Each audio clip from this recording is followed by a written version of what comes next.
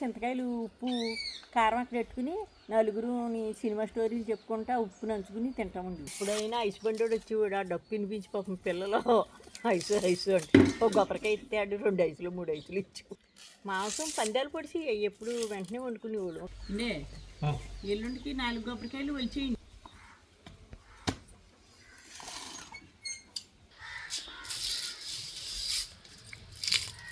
అమ్మ కాళ్ళలో అడ్డుపడిపోయి మట్టగడసలు చేతి పరుగులు అన్నీ పట్టుకొచ్చేసింది. చుట్టం వచ్చారంటే మా అత్తగారికి వండినట్టుకుని నన్ను రెక్కలెట్టుకోమని ఆవిడ కోసేసి ఆదివారం అంటే సంత ఉండేది అనమాట. ఒక ఆదివారం అయితే 5 రూపాయలు మాంసం తెప్పించి కారం కోడి మాంసం.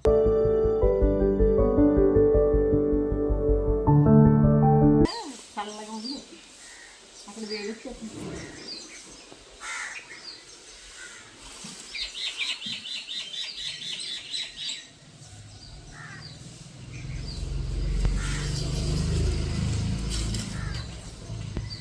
అదేనికి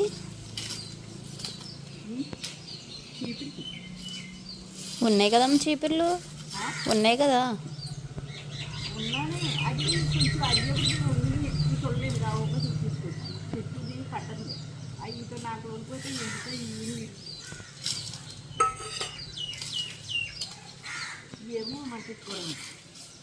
అదే నేను అక్కడ కూర్చుందామని అన్నీ తెచ్చుకున్నాను కదా.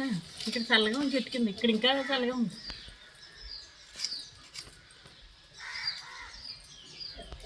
పిడకలు 2 రోజులకి ఇంటి చుట్టూరు రోడ్లు అన్నీ తిరుగుతాయి. ఇంట్లోనేమో కొండ చుట్టూ పూర్తి అదే పూర్తి.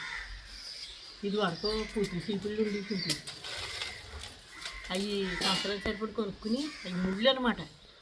ఇలా దులిపి తుడితే ఆ నేల మీద కూర్చుంటే 1 2 ఉన్నాయి ఇంకో బాణాలకు మళ్ళీ గుచ్చిపోయి. ఈ కొండ చీపులు రాకముందు అయ్యే ఉండి పూర్తి చీపులు అది ఒక పంట అనమాట.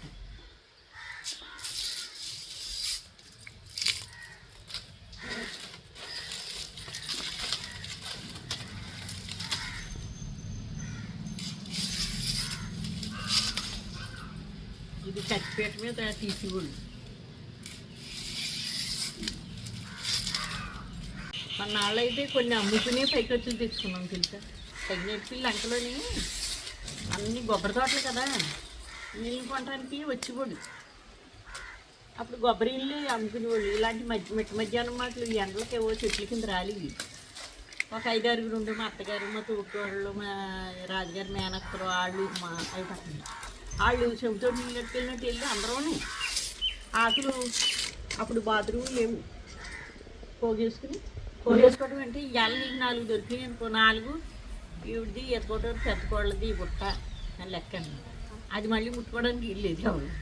అవి 10 ఆకులు అయ్యాక అప్పుడు దూసి తెచ్చి ఒక కట్ట అక్కడ ఎట్టుకుని సినిమా స్టోరీ చెప్పుకుంటే ఇల్లు తీసుకునేది.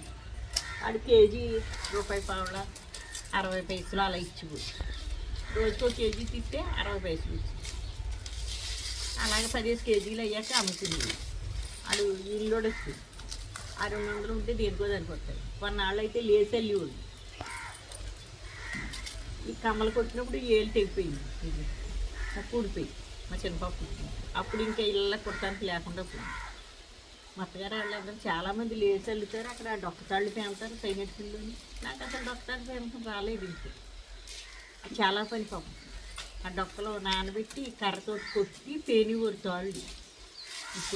ఇప్పుడు మిషన్లు వచ్చేసి మిషన్ మీద తయారైపోతున్నాయి. కానీ ఇలాగా 4 కట్టలు వేసుకుని పీటలు వేసుకుని కూర్చుని ఒక్కో సినిమా స్టోరీ చెప్పుకుంటా అలసట లేకుండా తీసేసుకుని ఈ తుక్కేమో తగిలిపెట్టేసుకుని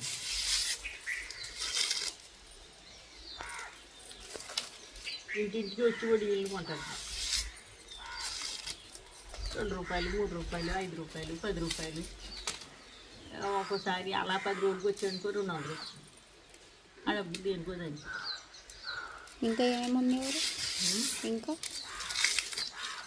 కొబ్బరికాయలు చెట్టు కింద కొబ్బరికాయలు రాలి అనుకో, అమ్మయ్య ఇవాళ ₹1 ఇచ్చింది కొబ్బరికాయ రాలింది. ఆ చెట్టుకి పరిగెత్తుకు వెళ్ళిపోయి తెల్లారిగా అట్లా ఆ చెట్టు కాడికి పాములు ఉంటాయని కానీ ఇంకోటి అని కానీ భయం ఉండి.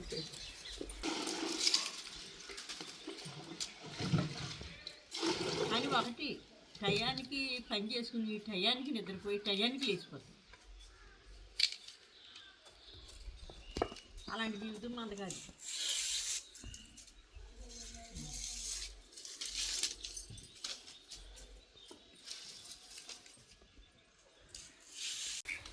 చెట్టుగడ అక్కడ లంకలోని డింపులు కరెక్ట్గా తీసేవాడు 40 రోజుల కాలం. ఆయనకాయ తప్ప అవనకాయ తీసేవాడు కదా. ఇక్కడైతే అవనకాయలు కూడా తీసేస్తారు బొండాలు అవి. ఇక్కడ నీళ్లు తక్కువ ఉంటాయి కొబ్బరికాయలు. నల్లమట్టి రేగల్లోని కాయ నిలవపోతలు వస్తారు ఆ సైడ్ కాయ. పెద్ద కాయలు కూడా ఉంటాయి, నీళ్ళు ఎక్కువ ఉంటాయి. అవి నిలవపోతలు ఉంచుతారు అన్నమాట ఆ కాయ. అక్కడ ఆ డింపులు కూడా అలా కరెక్ట్గా 40 రోజులు తీస్తే ఈలోపు ఒక్కొక్క గెల వదిలేసేస్తారు కదండి. ఆ చెట్టు రాయి అనమాట. ఆ చెట్టు అమ్మాలెట్టు ఆ చెట్టుకు వచ్చి 20 కాయలు ఉంటాయి, 18 కాయలు ఉంటాయి, 14 కాయలు ఉంటాయి గెలకాయ. ఆ కాయలు అది రాలి టైర్ కరెక్ట్గా తెల్లారగట్లు వెళ్ళిపోయి అప్పుడు బ్యాటరీ లైట్లో ఇలా ఇట్లా వెన్నులో లేకపోతే ఏదో ఆనమాలు ఎట్టుకుని వెళ్ళిపోయి చడి వేసుకుని ఆ కాయలు దొరుకుతాయి 2, 3.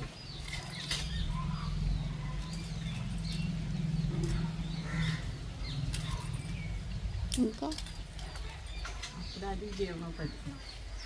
ఎప్పుడు గ్యాస్ ఎరగం, కరెంట్ ఎరగం. పొలాలు మొత్తం పెట్టుకునేవాళ్ళు, కమ్మలు కొట్టేసుకుని.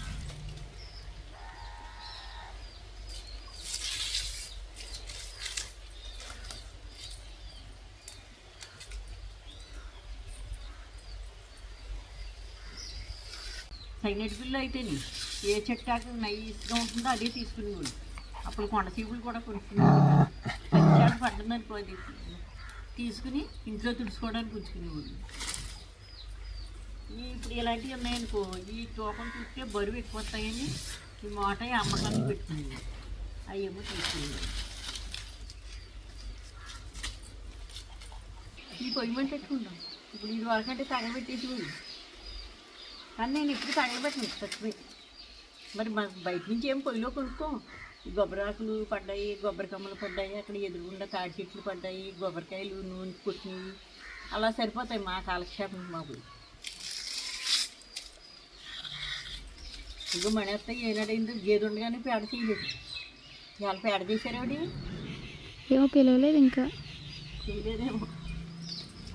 ఇది వరకు తాడి చెట్లు వరుసగా 2 చెట్లు గేదె ఉండేది. ఆ పేడ అంతా వదుకునేసి తెల్లారిగట్లు లేసి ఆ పేడ తొక్కేసి వచ్చాలి పేడ పురుగులతోటి. అదైతే నిలబడుతుంది. లేకపోతే ఎప్పుడు వేసిన పేడ అప్పుడు మనం చేసామనుకో ఇలా గుజ్జు గుజ్జు కింద అయిపోతుంది. ఆ పేడ ఒక దుక్కుని వేసాక అందులో పురుగు పుచ్చాక ఆ పురుగు తొక్కితే చచ్చిపోయాక అప్పుడు ఆ పేడ గట్టిగా ఉంటుందండి. పొలాన్ని ఏరుపిడకలని వేసేవారు. పొలాన్ని ఒక ట్రాక్టర్ పేడ అయ్యాక దున్నపోతులు కానీ బండి ఎడ్ల చేత కానీ నీళ్ళు వేసేసి గిరగిర తొక్కించేసి అరక్కట్టినట్టు తొక్కించేసి అప్పుడు 2 మనుషులు ఎక్కించేసి అప్పుడు ఆ పేడ ఇంక పొట్టు అవి వేసేసి ఇంతంత పిడకలు ఇలా నేల మీద తెరిసేసేవారు. నేల పిడకలు అవి గూళ్ళు ఎట్టేవారు, పిడకలు గూళ్ళు. అది ఒక్క పిడక అయితే అన్నం ఉడికిపోతుంది. ఇటు పిడక ఉంటుంది కదా, 4 ముక్కల కింద ఒక పుల్ల ఎట్టేసి వేసి పెట్టేస్తారు. ఇప్పుడు పోయి ఏరు పిడకలు అని ఊరుతాం. పెద్ద పెద్ద గూళ్ళు ఎట్టేవారు. దూరిపోవడానికి వల్ల అంతా పిడకలే అండి. ఎల్లుండికి 4 కొబ్బరికాయలు ఒలిచేయండి. అందులో ఒకటి లేద్ద ఉంది, పొద్దున్న చట్నీకి సరిపోతుంది. ఉన్న ముదిరికాయలు ఒలిస్తే వాళ్ళు దుచ్చంతో వచ్చే 2 కాయలు వాళ్ళు అమ్మకి పట్టుకెళ్తారు. మళ్ళీ నీళ్ళు అవి ఆరిపోతాయి. 4 కాయలు ఒలిచేసి అక్కడ ఇచ్చారనుకోండి, ఓ పని అయిపోతుంది. పిల్లలు ఉంది అది చెట్టు కింద వేసాను మరి నన్ను మనకు పొడి చేసింది ఇంకొక ఇంకా దాని గురించి తిరిగేసి ఇంకా తినేసావా?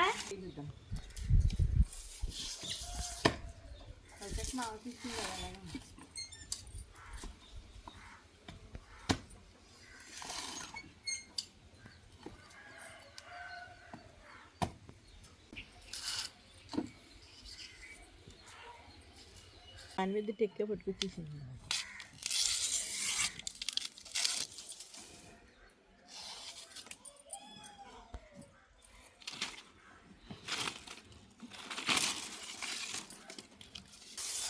ఈ ఆశంకాలం కాలువలు కట్టేస్తే పిల్లలైనా అడ్డుపడేసి మీ అమ్మ కాళ్ళలో అడ్డుపడిపోయి మట్టగడసలు చేతి పెరుగులు అన్నీ పట్టుకొచ్చేసింది.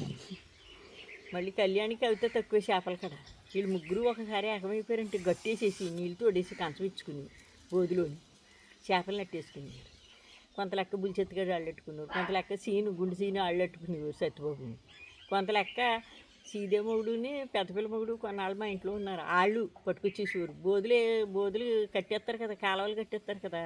కాలువలు కట్టేసినప్పుడు గట్లు వేసేసి నీళ్ళు తోడేసి ఆ చేపలు పట్టుకొచ్చేసి అలాగే ఇంత చింతకాయ కుమ్మేసేసి వండేసేది.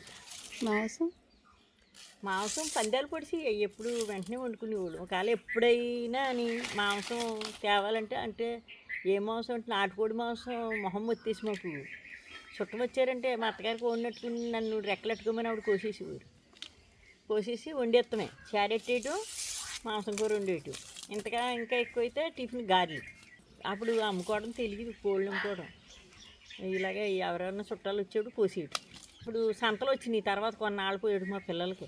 సంత అంట సైనెడిపిల్లి లంకలకు కూడా సంత వచ్చేసిందంటే ఆదివారం అంటే సంత ఉండేది అనమాట. ఆ సంతలోని ఒక 5 రూపాయల పునుకులు 10 ఇచ్చేవాడు. పునుకులు తెప్పించేదాన్ని. ఒక ఆదివారం అయితే 5 రూపాయల మాంసం తెప్పించేదాన్ని. ఆ 5 రూపాయల మాంసం 4 లవంగ ముక్కలు వేసి ఎండుమిరగాయ శనకల మీద నూరి కూర వండితే ఒక ముక్క వేసుకున్నా సరిపోయింది. పారంకోడి మాంసం ఇంతకేనా అయ్యో పారంకోడి మాంసం అంట మెత్తగా ఉంటుందంట, నాటుకోడి ఏమో గట్టిగా ఉంటుందంట అని తినేవాళ్ళు. చేపలు దీపలు అయితే తడికి పీతలు అవని మామూలుగాని గోదావరి పులసలు అవని 10 రూపాయలకి పులస వచ్చేసి పులస ముద్దిరి విలస అవుతుంది అనేది. అదంతా సముద్రం ఏరియా కదా. ఎప్పుడైనా ఐస్ బండోడు వచ్చేవాడు. ఆ డప్పు వినిపించి పాపం పిల్లలు ఐసు అంటే ఒక గొప్పరికాయ ఇస్తాడు, 2 ఐసులు 3 ఐసులు ఇచ్చేవాడు. చింతకాయలు వానకాయలు వచ్చినాయి అనుకో, చింతకాయ రోజుల్లో చింతకాయలు ఉప్పు కారం అక్కడ పెట్టుకుని నలుగురుని సినిమా స్టోరీలు చెప్పుకుంటా ఉప్పు నంచుకుని తింటా ఉండేవాళ్ళు. ఊరిపోతాం. మళ్ళీ కొన్నాళ్ళు నారింజకాయలు ఉండి ఆ నారింజకాయలు చెరిసాకానికి కోనేసేసి ఐస్ క్రీమ్ తిన్నట్టుగాని చెరిసాకానికి కోసి ఉప్పు కారం పైన ఇలా పామేసి ఈనుపళ్ళు ఎట్టి ఇలా నాకుతా కోళ్ళు చెప్పుకుంటూ ఉండేవి. మళ్ళీ అవి అయిపోయినాయి అనుకో, మామిడికాయ రోజులు వచ్చి కలెక్టర్ మామిడికాయలు కోసుకుని కారం ఉప్పు నంచుకు తినేవాళ్ళు. అంతే. జామకాయ రోజుల్లో జామకాయలు ఇంకా అన్నీ కొనుక్కుని ఏమీ లేవు.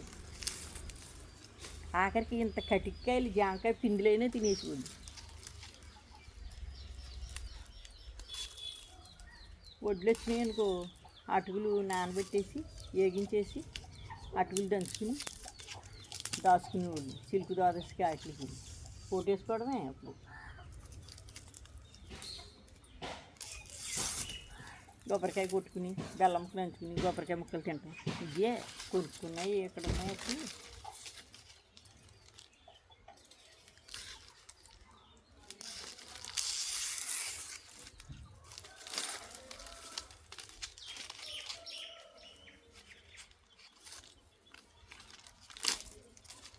కలిమి మిగలదు లేమి మిగలదు కలకాలం ఒక రీతి గడవదు ఇంటేరాగి జీవితం తిరిగే రంగుల రాసము. జీవితం అంతా ఒకలా ఉండిపోదు.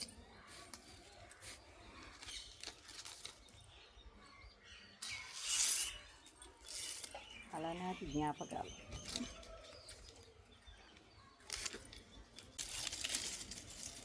చెప్పి దిగు ఒళ్ళేంటే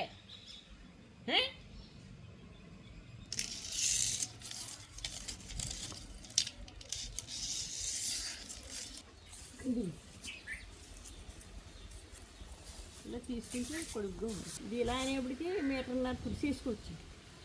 జాడలో ఉంది కదా పొడవుగా. అది ఇక్కడ దాకా తుడుతానంతే, మంటలో పడేస్తాను చూసి. దాని గమ్ముని మురిగ్గా ఒంగోలి.